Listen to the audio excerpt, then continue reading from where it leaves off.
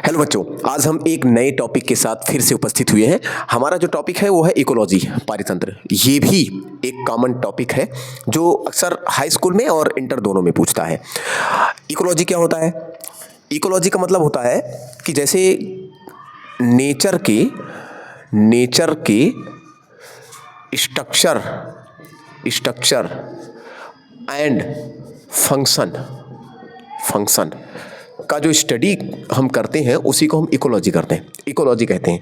यानी हम ये कह सकते हैं कि ecology is the study about structure and function of nature. यानी जो प्रकृति है, प्रकृति में कोई भी एक इकोलॉजी ले लो, तालाब ले लीजिए, वन ले लीजिए, घास का मैदान ले लीजिए। तो जो प्रकृति है, प्रकृति की संरचना व उसके क्रिया का अध्ययन ही इकोलॉजी है। यानी प्रकृति की संरचना क्या है, वो बना कैसे है? तो वो दो चीज़ों से बना है, एक बायोटिक कंपोनेंट और एक एबायोटिक कंपोनेंट। तो ये तो इसकी हो गई संरचना। और ये क्रिया क्या करता है? तो ये दोनों एक दूसरे से रिलेटेड है। ये इनके मध्य में इंटरेक्शंस चलते रहते हैं। इंटरेक्शंस भी एक टॉपिक है। समष्टि पारस्परिक क्रियाएं, उसका भी मैं वीडियो एक बढ़िया सा बना के अपलोड करूंगा, जिसमें खासकर इंटर वालों के लिए, उसमें यूपी बोर्ड में इंटर में धनात्मक पारस्परिक क्रियाएं, ऋणात्मक पारस्परिक क्रियाएं आती हैं। उसके क्वेश्चंस आते हैं बोर्ड में। उसका मैं वीडियो बहुत ही जल्द 1-2 दिन में अपलोड करूंगा। पुनः वापस लौटते हैं। जो प्रकृति की संरचना है वो बायोटिक एबायोटिक दो कंपोनेंट से मिलकर बनी होती है, जिसमें इनके ये तो संरचना हो गई और इनके मध्य जो इंटरेक्शन चल रहा है, क्रियाएं चल रही हैं, किसके लिए? स्थान के लिए, किसके लिए? जनन के लिए, किसके लिए? भोजन के लिए। एक दूसरे को प्रभावित कर रहे हैं, एक दूसरे से जुड़े हैं, यानी जो भी काम कर रहे हैं, ये कार्य कर रहे हैं, वो इनकी क्रिया है। और जब हम किसी भी प्रकृति के किसी क्षेत्र, जैसे वन हो गया या जलीय पारतंत्र में तालाब ले लीजिए, समुद्र ले लीजिए, तो किसी भी वन, समुद्र, घास का मैदान, कहीं भी जो वहाँ की संरचना और प्लस उनके मध्य में जो क्रियाएँ चल रही हैं, उसका जो हम स्टडी करते हैं उसी को हम इकोलॉजी कहते हैं। अब हम ये देखते हैं कि ये जो बायोटिक एबायोटिक कंपोनेंट्स हैं, ये किन चीज़ों से मिलकर बने हुए हैं।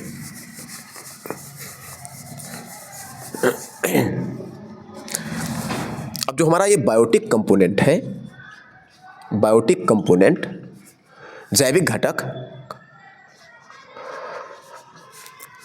इसमें ऑर्गेनिजम्स आते हैं, जीवधारी आते हैं, बायोज आते हैं।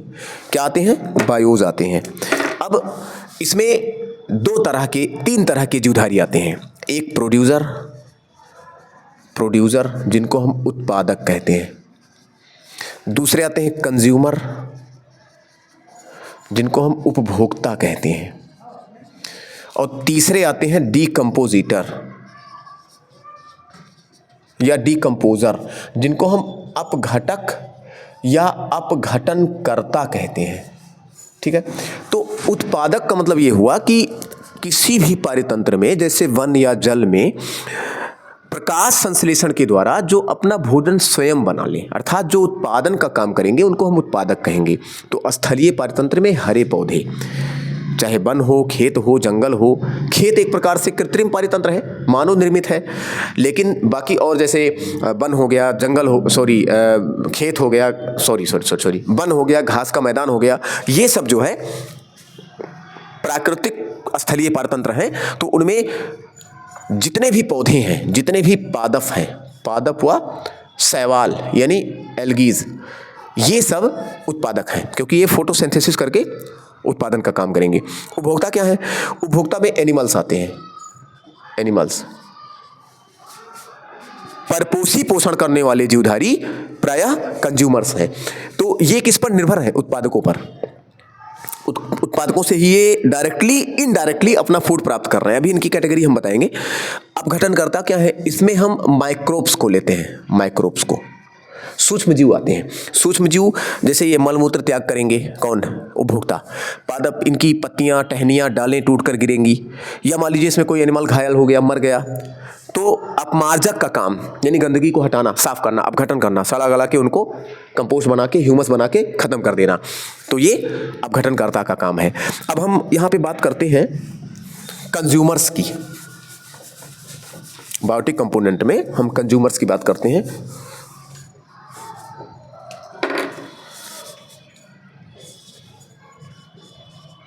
कंज्यूमर्स माने उपभोक्ता। इसमें परपोषी जंतु आते हैं जो प्रायः डायरेक्ट इनडायरेक्ट उपभोक्ताओं पर अर्थात पौधे या हरे शैवाल पर निर्भर होते हैं, उन्हीं से अपना भोजन प्राप्त करते हैं। अब इसमें प्राथमिक उपभोक्ता, सबसे पहली श्रेणी है प्राथमिक उपभोक्ता। प्राथमिक उपभोक्ता, इसके अंतर्गत शाकाहारी आते हैं।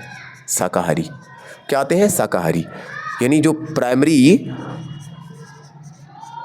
प्राइमरी कंज्यूमर्स या कह लीजिए हर्बीवोर्स, ठीक है। तो ये वे जीवधारी हैं, यानी प्राथमिक उपभोक्ता या शाकाहारी वे उपभोक्ता हैं जो प्रायः डायरेक्ट जो है प्लांट्स पर जुड़े हुए हैं, जो डायरेक्ट किससे जुड़े हुए हैं, प्लांट से जुड़े हुए हैं, और इन्हीं से ये अपना भोजन प्राप्त करते हैं। अब आता है द्वितीयक उपभोक्ता। इसको हम कहते हैं प्राथमिक मांसाहारी।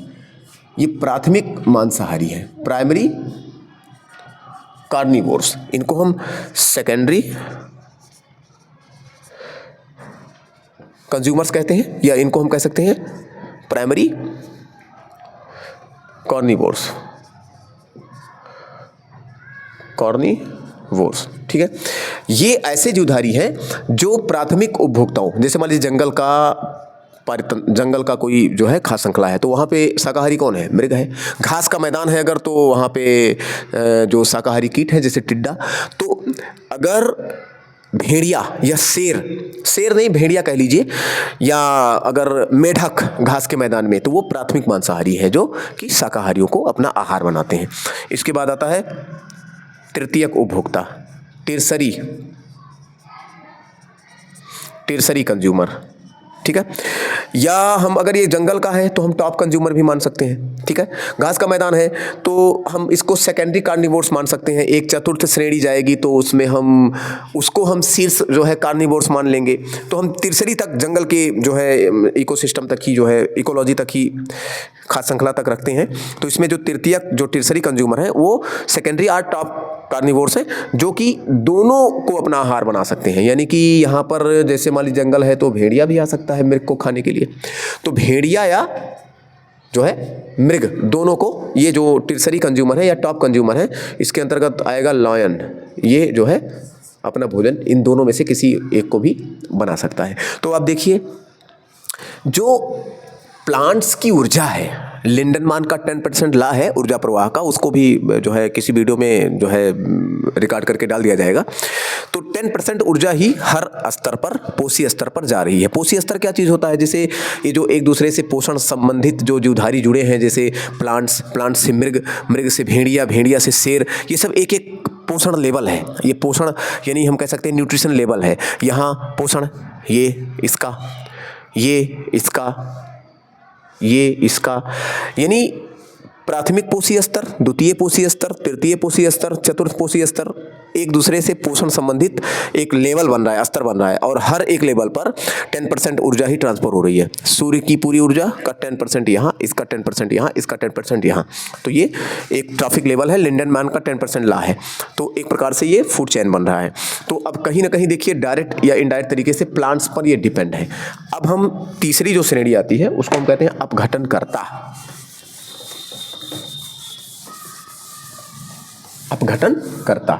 अपघटनकर्ता में कौन आते हैं, डीकंपोजिटर आते हैं इसमें। डीकंपोजिटर यानी अपघटनकर्ता, माइक्रोब्स आते हैं इसमें। इनको हम अपमार्जक भी कह सकते हैं, स्कैवेंजर्स, ठीक है। तो ये क्या करते हैं, जैसे मान लीजिए कि जो भी एनिमल्स हैं, वो जो भी डीके मटेरियल निकालेंगे, जैसे मलमूत्र त्याग करेंगे या घायल हो जाते हैं, मर जाते हैं, या पत्तियां टहनियां पौधों की टूट के गिरेंगी, तो उनको ये सड़ाएंगे, गलाएंगे। ठीक है, तो ये डीकम्पोजिटर है, ये सफाई का काम कर रहे हैं। ठीक है, तो ये भी किसी न किसी रूप में ये बायोटिक कंपोनेंट से संबंधित है। अब एबायोटिक कंपोनेंट की अगर बात करें, एबायोटिक कंपोनेंट की अगर हम बात करें, तो एबायोटिक कंपोनेंट में हम ये देखते हैं कि जो इन्वायरमेंट का जो फिजिकल फैक्टर है, जैसे टेम्परेचर हो गया, जैसे लाइट हो गई, जैसे CO2 हो गया, विंड वेलोसिटी हो गई, ये सब जो है इन बायोटिक कंपोनेंट पर इफेक्ट डालते हैं। अपना क्रिया के रेट को बढ़ा सकते हैं, घटा सकते हैं, या किसी न किसी रूप में प्रभावित कर सकते हैं, लाभ भी करते हैं, हानि भी करते हैं। तो कुल मिला के इसके अंतर्गत ताप, प्रकाश, यही सब आता है, और ये जो है सब मिलकर एक इकोलॉजी का निर्माण करते हैं, एक पारितंत्र का निर्माण करते हैं। जैसे हम एक उदाहरण के तौर पे आपको बताएं घास के मैदान का बायोटिक एबायोटिक कंपोनेंट का, तो आप देखिए उसमें जो घास है वो उत्पादक हो गया। अब वहाँ पर घास को खाने वाले जो कीट हैं, या कीट को खाने वाले जो मेढक हैं, मेढक को खाने वाले जो सर्प हैं, सर्प को खाने वाले जो बाज हैं, तो ये यहाँ से यहाँ तक ये सब उपभोक्ता हो गए। ये डायरेक्ट इनडायरेक्ट उत्पादकों पर निर्भर हैं। और फिर अगर ये मलमूत्र त्याग करते हैं, या कोई ऐसी चीज़, मर गए, घायल हो गए, या इनके टहनियाँ घासें सूख गई, पत्तियाँ वगैरह गिर गई, तो उनको जो है, जो माइक्रोब्स हैं, सूक्ष्मजीव, अपघटनकर्ता, वो अपघटन करके उनको नष्ट करते हैं। तो इस प्रकार से हम ये पारितंत्र का टॉपिक यहाँ पे समाप्त करते हैं। इसको आप बार बार देख लीजिए, एक बार 2 बार, और आराम से इसको आप वीडियो रोक के आप नोट्स भी बना सकते हैं, और अच्छी तैयारी करके जाइए। देखिए बच्चों, आप कभी भी एग्ज़ाम के टाइम में अपने फालतू समय का नुकसान बिल्कुल मत करिए। इस समय बहुत अनमोल है, एक एक मिनट आपके लिए बहुत इंपॉर्टेंट है। आप उसका इस्तेमाल करते हुए अच्छे से पढ़ाई करें, और मेरा सबको आशीर्वाद, आप सभी लोग मेहनत करें, आप ज़रूर सफल होंगे। ठीक है बच्चों, धन्यवाद।